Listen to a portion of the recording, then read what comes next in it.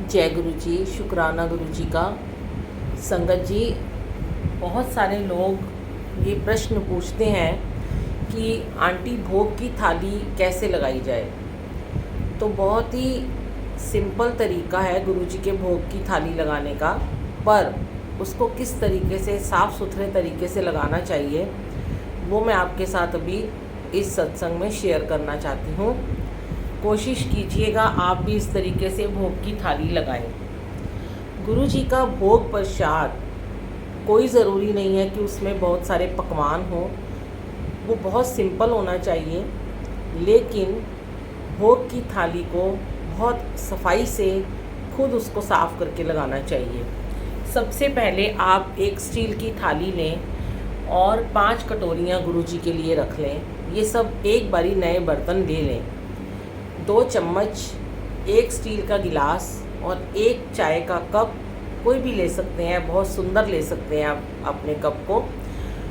और उसको ढकने के लिए एक छोटा सा ढक्कन और वैसे तो आप चाहें तो आप गुरु जी के लिए स्टील की जगह कोई भी चीज़ ले सकते हैं। कोई सुंदर सी अपनी बोन चाइना की थाली ले सकते हैं, बोन चाइना की कटोरियाँ रख सकते हैं, पर आपको वो बर्तन जो है वो अलग रखने होते हैं। और कुछ लोग चांदी के बर्तन का इस्तेमाल करते हैं। अगर उनको भगवान ने इतना दिया है तो वो ज़रूर चांदी के बर्तन इस्तेमाल करें, चांदी के गिलास में जल प्रसाद रखें, लेकिन किसी की देखा देखी ऐसा ना करें। अपनी चादर में ही स्वयं पैर पसार के रखें। तो संगत जी, सबसे पहले हम गुरु जी के बर्तन को अच्छे से धो लेंगे। उनका जो हम सोप रखेंगे, लिक्विड सोप, वो भी हम अलग से रखेंगे। और साफ़ करने के लिए हम एक ब्रश रखेंगे, वो भी हम अलग से रखेंगे। उसको हम नॉर्मल जो साफ़ करने का है उससे नहीं करेंगे। और हमेशा जब भी हम गुरु जी के बर्तन धोएंगे, जो हम घर में डेली यूज़ करते हैं, तो हम एक साफ़ कपड़ा या साफ़ कोना, एक नैपकिन रखेंगे या हम टिश्यू पेपर से उसको साफ़ करेंगे। लेकिन जब हम गुरु जी के सत्संग में भोग की थाली बनाते हैं तो हम उसको टिश्यू पेपर से ही साफ़ करते हैं, क्योंकि हर किसी के घर में नए कपड़े या नया नैपकिन नहीं मिलता।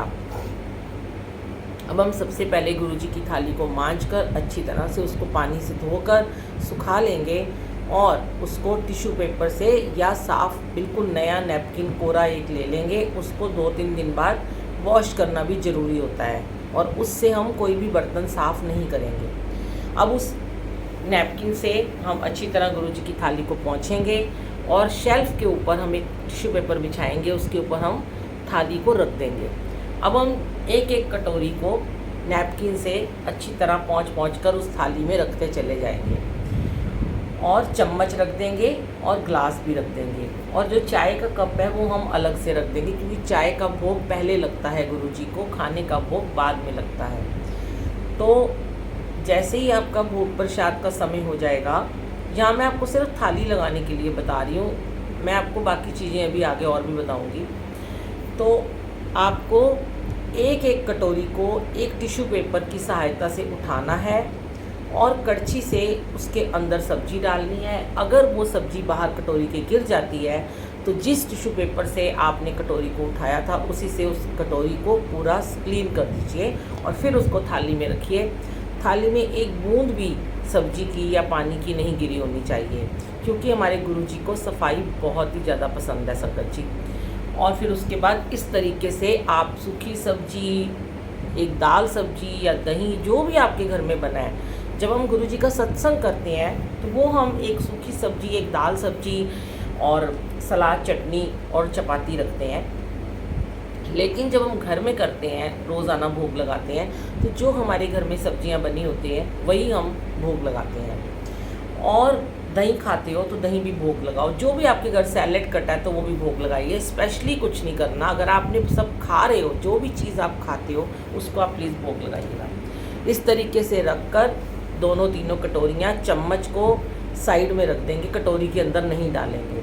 अब रोटी लेंगे, चपाती प्रसाद लेंगे, उसको एक छोटा सा फॉइल पेपर लेंगे और उसके अंदर चपाती को रैप कर देंगे।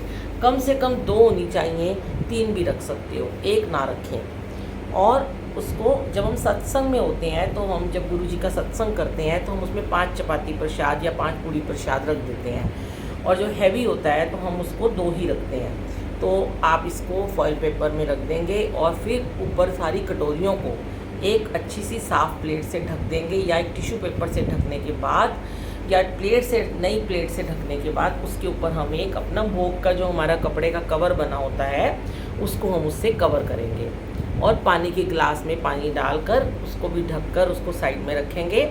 और गुरुजी की थाली का जो भोग है उसको हम गुरुजी के सामने रखेंगे। थाली को पूरा ढक कर रखें। कई लोग थाली के ऊपर से कवर को हटा देते हैं कि गुरुजी खाएंगे, गुरुजी खुद ब खुद खा लेंगे।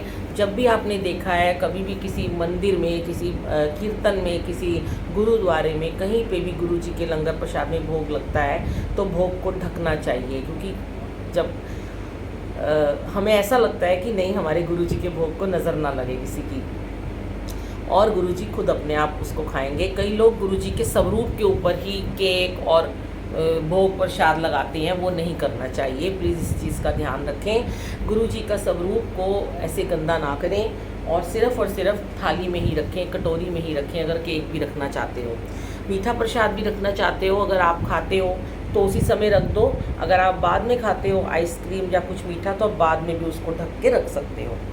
अब आप वहाँ पर बैठ जाएं, या 10 मिनट तक आप कम से कम 10 मिनट वहाँ बैठें। ऐसे नहीं करना कि भोग की थाली रखी और फटाफट उठा के जल्दी से लेके आ गए 2 मिनट में। उनको भी समय दो खाने का। आंखें बंद करके बैठो। अगर सत्संग चल रहा है तो सत्संग सुनो, वरना मन में मंत्र जाप करो और गुरुजी को प्रेम से अपने मन की आंखों से भोग लगाओ। एक एक चम्मच, एक एक निवाला गुरुजी को कैसे हम खिला रहे हैं, प्यार से प्रेम से भोग लगाना होता है। कहते हैं ना, भोग लाल है प्रेम नाल भोग लाल है मेरे माल का।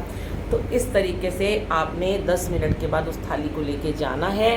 अब आपने उसको बाकी प्रसाद में मिला देना है, एक एक करके सब निकाल कर, और बर्तन को उसी समय खुद ही धोकर रख देना है। उसको जूठे बर्तनों में नहीं रखना। तो ये आपका गुरुजी का भोग की प्रक्रिया आज मैंने आपको बता दी है। जल प्रसाद को आप बाद में भी उठा सकते हैं, नेक्स्ट डे भी उठा सकते हैं, और उसको भी आप घर के सब लोगों को दे सकते हैं, और फिर मीठे प्रसाद का भोग लगा सकते हैं। इसी तरह आपको चाय प्रसाद का भोग लगाना होता है। चाय प्रसाद का भोग सत्संग में स्टार्टिंग में लगता है, या आप घर में जब भी सुबह उठ के चाय बनाते हो, गुरुजी के मग में चाय डालिए, उसको धो लीजिए, उसको ढक लीजिए। जो रस बिस्किट खाते हो वो भी प्लेट में ढक के रखिए और उसको ढक कर भोग लगाइए। कम से कम 5 से 7 मिनट चाय का भोग भी जरूर रखिएगा। जय गुरुजी, शुक्राना गुरुजी। आगे के मैं सत्संग में आपके साथ बहुत कुछ शेयर करूंगी, हर चीज़ का आपको जवाब मिलेगा। Thank you so much. जय गुरुजी।